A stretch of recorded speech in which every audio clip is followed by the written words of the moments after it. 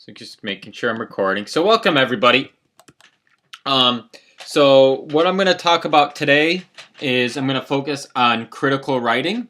But first, I just want to talk a little bit about some announcements. So looking at the course schedule, so this is week 6, and in looking at the week schedule, what you have upcoming, the prompt statement, hopefully you've submitted that, and you have an assignment coming up that's due next week, that is the literature review. And so I'm just looking at the project link. So for literature review, what you'll be doing here is something that's very similar to what you do, what you've seen in the related works section of other papers. And what you're going to be doing here is you'll be analyzing some related works in the areas that you are reading about. For each of the related works, you should really focus on really understanding what those other works are doing, what some areas they're exploring, maybe how their work differs from the work you're doing. You want to provide the reader confidence that you have a good knowledge area of the research area that you're focusing on. You want to provide your reader confidence of that, and you also want to provide your advisor confidence that you understand the current work being done out there. And I think it's really important for understanding the current work being done out there for a ton of reasons, some of which are as simple as not replicating a study that's already been done.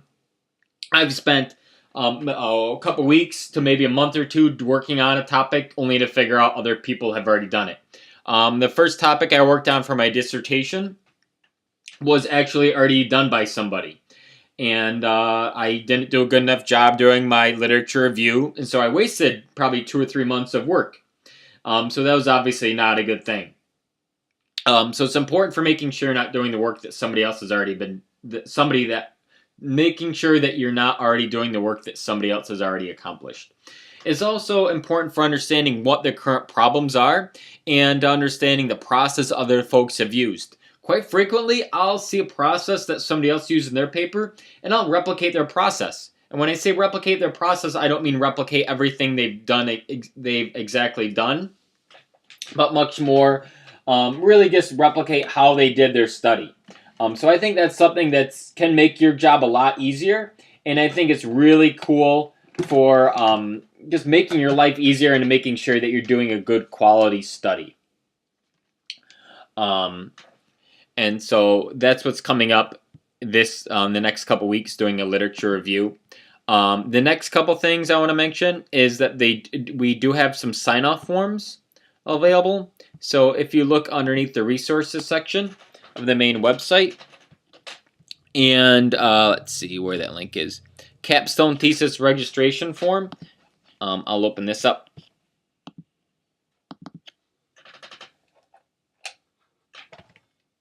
Let's see.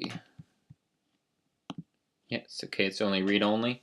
So this form is a very simple one. So this is something you can have signed off by your thesis or capstone advisor. So once you do formally select a thesis or a capstone advisor, this is a form you can fill out. This form is only for this course. There's no need to go to the office and have a hawker sign it or anything like that. This is something only for this course and is a way for me to keep track of who's working with who. So as you formally start working with a thesis or capstone advisor, you can have them sign this form, and then there's a Dropbox inside of my courses for this form. If you don't need to have them, you don't need to actually sign this if you're not on campus, if you're doing things remotely. You can just have you can send this to your advisor, have them type their name in, and that suffices. So you don't need to drive to campus or fly to campus or whatever. Have your advisor sign it. It's totally fine to have them, virtually sign it via email, and that's really just for me to keep track of things. So I'm just going back to the lecture slides. I think that's pretty much it as far as announcements go. And so today I want to talk about scientific writing. Writing scientifically and writing well is important for a variety of reasons. One I think a couple that I think that are important is that if you don't write well, people aren't going to understand what you're doing. I've read a lot of papers that I think they did a very good job in their paper, but when I read it, I have no idea what the heck the people are actually doing. And so it's very important to write well so people can understand the work that you're doing. It's also important to write well because a lot of times you could have papers rejected for poor writing. A lot of times people won't pay attention to work if it's not written well. So there are a lot of reasons why you will want to write well. So today we're going to talk about writing styles, some of the components of a paper, and I'll introduce an activity roundtable discussion that we'll focus on later on. And so something I would like everybody to think about is glance over a recent paper that you've read. And hopefully this is a paper from like an ICSE or FSE or a well-known software engineering conference. And what is the first thing you notice about the writing style? And what sections of the paper exist? So take a minute and see if there's anything that pops up to you about this.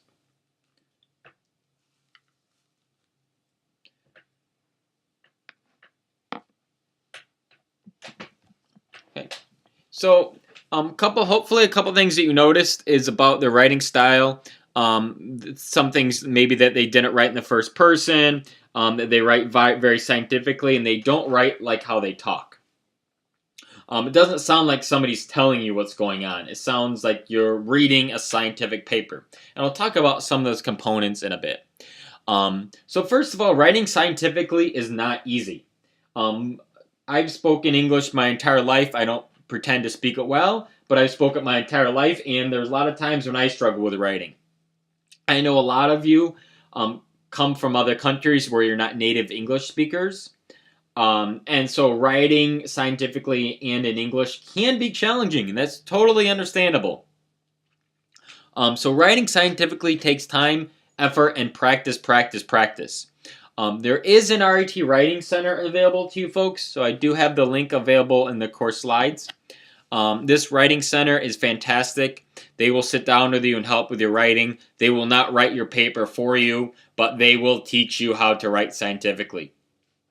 After reading some of your works, some of your submissions, I may come back to you and say, please go to the writing center. Just give me a short note saying that you went there, because I really want you to take some time and make sure that you are trying to improve your writing. So if you're trying to improve your writing, there are resources available to you on campus, and I have some other resources available in the course resources page, or the course resources page for the course website underneath the writing guides section. So there are a lot of writing resources available for you folks to use, and I would encourage you to use them. So there are a couple types of writing that is done in research, and in some way, shape, or form, you've done both of these types of writing, but you probably just didn't know that you're doing them. And the types of writing are descriptive and critical writing. So for descriptive writing, that's where you set up the setting of the research. That's where you describe the work that's being done. So some examples of description writing could be you list the measurements that were taken, you describe the timing of the research, you provide a brief summary of the history of of the events that are leading up to the research. Maybe you discuss some previous research that's been done.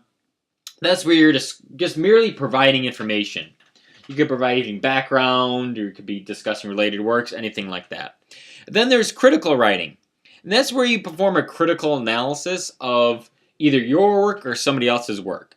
That's usually where you make an argument about something. So maybe an example of descriptive writing could be me saying, it rained out yesterday, and when it rains out, I get wet.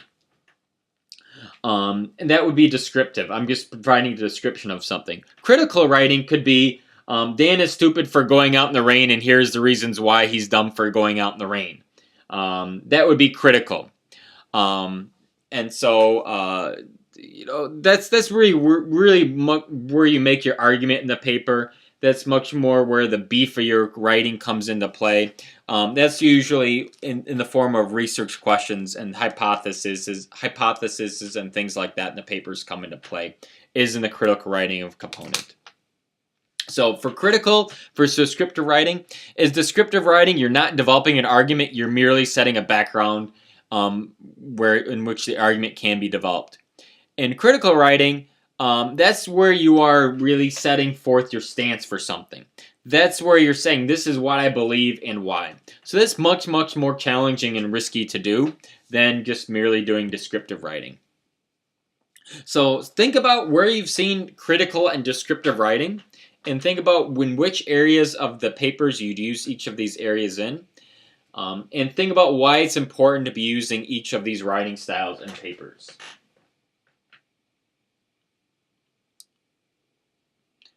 And I encourage all of you, as you read papers, kind of be thinking about whether or not the authors are writing more critically or descriptively.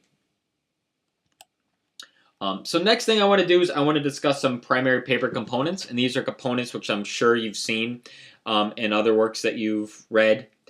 So each paper generally has an abstract, an introduction, results and discussion section, a process section, results, references, literature review, threats and future work, and conclusion. Now, other than generally the abstract and introduction, those will go first. Conclusion goes last, and threats and future work is next to last.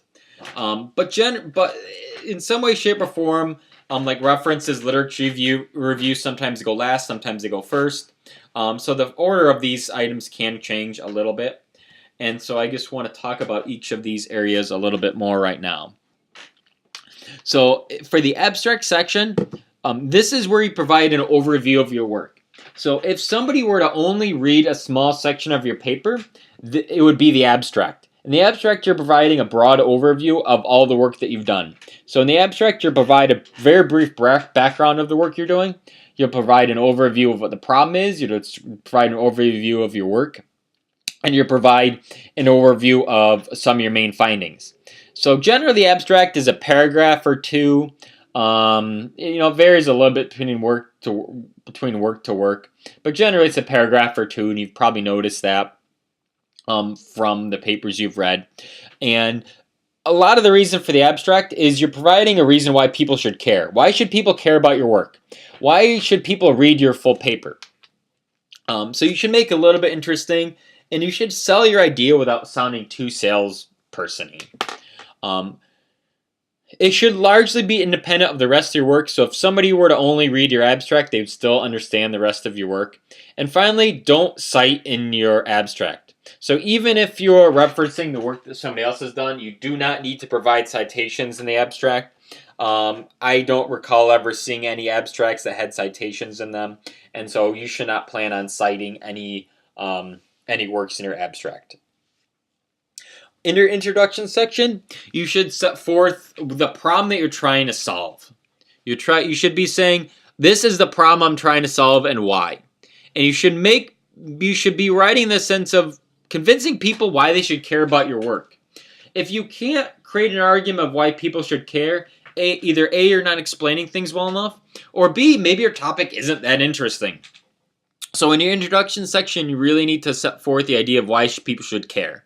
You should also provide an adequate background on the topic. You should talk about what the problem is and why it's a problem, what some other works have done. And you might even delve into the research questions, and you will be setting up the rest of your paper here. For the process portion, you should provide how you're doing the research that you're going to be doing. This is almost like a plan. You can almost think about this as like a project plan.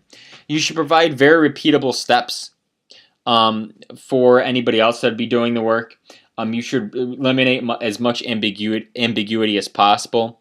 Describe the data you're using and why you're going to use it. And if you've created any tools, if you're using any tools, describe these tools and why you chose them. Describe these tools, why you chose them over other tools. If you built a tool, describe how you built the tool, why you built the tool. You want to eliminate ambiguity for the reader. You want to make sure that they understand what you're doing. You also want to give them confidence in the process that you're using. You want to provide them confidence that you're using the correct process and that you follow the process correctly. This is an area that very frequently I'll follow the process that another paper used, And I might even say, using a process similar to Joe Smith in this paper, this is what I'm doing and why I'm doing it. So there's nothing wrong with you following the process that somebody else used. For the results and discussion section, this is where you will discuss some of the work that you found, or some of the findings that you found. You'll discuss your findings. You'll also discuss the implications of these findings. And so a lot of times you may see me make comments on your paper saying close the loop. When I say close the loop, this is where what I mean by that is maybe you found some interesting results. Now you need to describe those results. You need to describe why they're important. Why should people care? So you're going to discuss the implications here.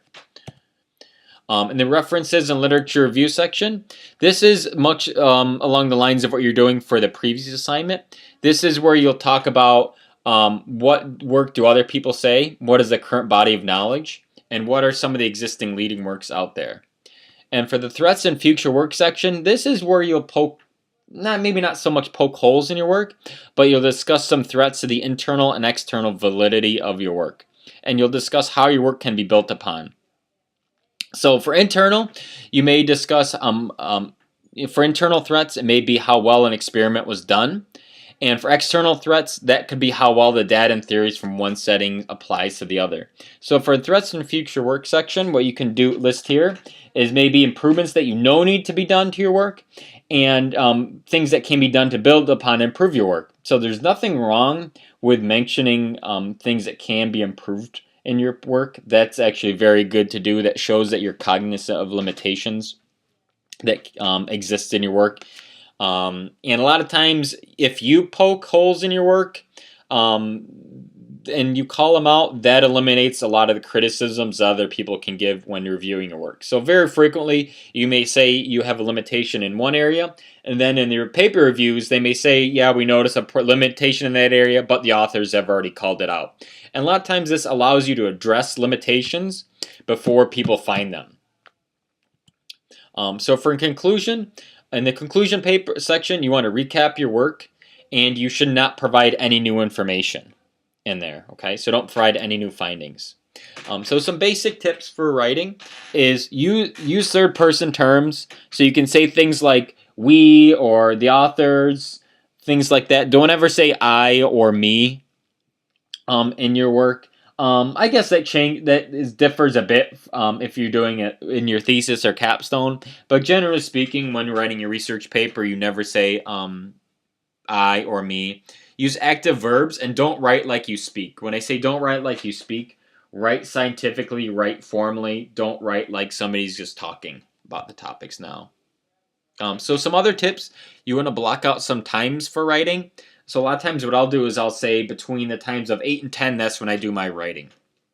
If you don't set out times for writing, you frankly won't do it. I like to do scheduled writing times, and that's something I think you should all try to do. And you want to choose a time when you function best, when you think best. For me, that's usually early in the morning or late at night, but I know that differs for everybody. For inciting works, use your own words. When using other people's words, put those into quotations. And always cite the source if the fact or idea isn't yours. And you want to find the primary source. Don't cite a citation. So when I say don't cite a citation, that means that if Joe Smith's work cited another paper and you're looking for that fact cited in that other paper, cite that other paper. Don't cite Joe Smith's work. Okay. So for some basic writing tips, other tips: avoid using long sentences and paragraphs. Consider using bullets and headlines, and make easy to understand graphics. If somebody can't understand your graphic in a sentence or two, it's confusing. You should seek about simplifying it. And when editing, look at getting feedback from others. I think it's very helpful to have peer reviews of work, not only to have them find things that can be improved upon your work, but also to understand how other people are writing things and to see their mistakes. So I like doing code reviews. You can give you information based upon improvements that can be made to the code, but can also see and learn how other people are writing for things. And editing is a very evolutionary process. Very infrequently can you write a paper and have it done in one evolution. Usually it takes a lot of time in proofreading. Generally speaking, I proofread a paper 5 or 10 times after I write it, and I think that's very normal. So to get the format correct, most venues use different formats for their paper, and so if you look at the call for conference papers, they generally give you an expected format. And so what I'll do now is I'm just going to search for FSE to say 2017. And what this will do is this will give me a format for the expected research. And so in this case, I would look at calls, and let's see if I can find the format. So they would have the submission guidelines, and then in here they would give you the submission format, and then it would give you the LaTeX format to use in here. So a lot of venues are different. Generally speaking, you'll see ACM or IEEE format, but that could change for journals. So when it comes time to submit your work to a conference or journal or any venue, they will give you the format to use. For this course, you can use ACM or IEEE format. But I just want to give everybody a heads up that you can find the format for the venue or format for the paper for the venue usually right on the venue's call page. So that's really it for me as far as the research that we're going to be doing. So what I'd like to do next is in the discussion section.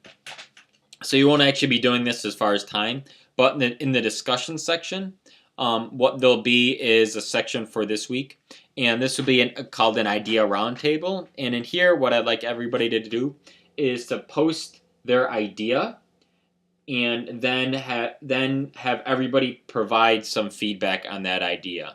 So you should actually go through and give some honest feedback on the person's idea in the discussion board, and you should provide feedback to at least 3 other people. Okay? And so this will be done right inside of my courses. And so it's in the weekly in-class discussions. If you look at week 6, that's where it has the idea roundtable. So again, for this in here, post your idea and then provide feedback on at least 3 other people's research ideas. Okay? So that's really it for me. So thanks everybody, and I'll see you in week 7.